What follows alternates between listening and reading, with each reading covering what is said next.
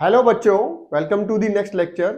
इस लेक्चर में हम कैपिलरी एक्शन के ऊपर एक न्यूमेरिकल प्रॉब्लम को सॉल्व करेंगे। तो पहले स्टेटमेंट देखते हैं। स्टेटमेंट क्या है? The capillary rise in a glass tube is not to exceed 0.2 mm of water. आपको एक कंडीशन दे रखी है कि किसी ग्लास ट्यूब के अंदर जो कैपिलरी राइज है वो 0.2 mm से ज्यादा नहीं हो सकता। इसका मतलब इस क्वेश्चन में कैपिलरी जो हाइट है वो गिवन दे रखी है 0.2 mm।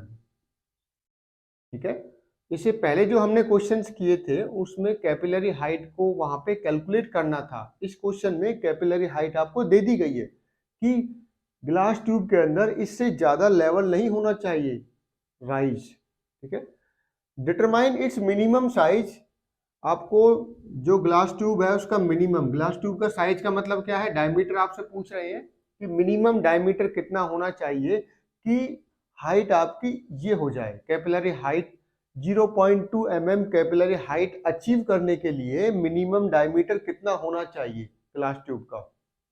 Given that surface tension for water in contact with air, आपको सरफेस टेंशन दे रखा है 0.0725 न्यूटन पर मीटर। देखिए ग्लास ट्यूब है, किसके कांटेक्ट में है? वाटर।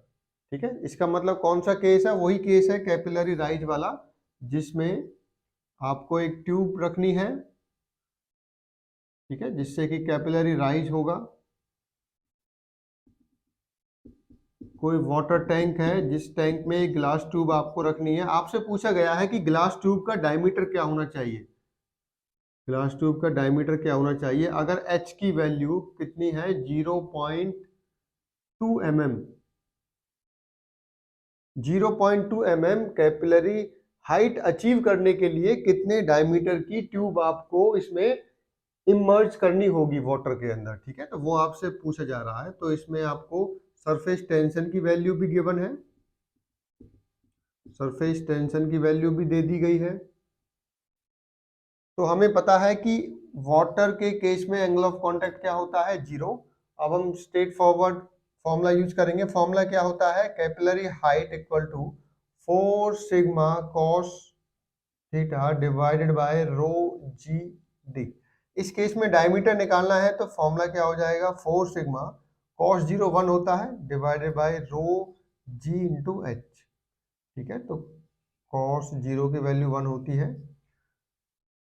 सारी वैल्यूज गिवन है। 4 सिग्मा क्या है आपका? सिग्मा है 0.0725।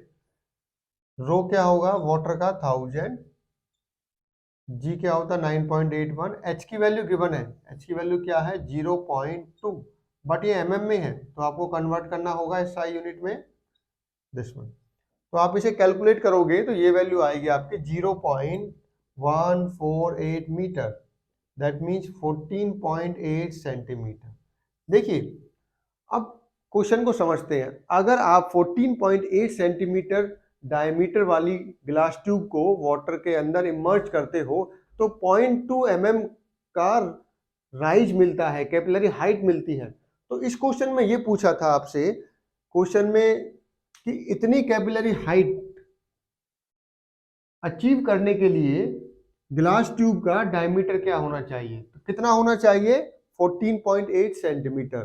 तो आप ये एक्सपेरिमेंट अपने घर पर भी कर सकते हो। 14.8 सेंटीमीटर की ग्लास ट्यूब को वाटर के अंदर इमर्ज कीजिए तो आप देखोगे कि 0.2 mm कैपिलरी हाइट अचीव होगी वहां पर। ठीक है, थैंक यू।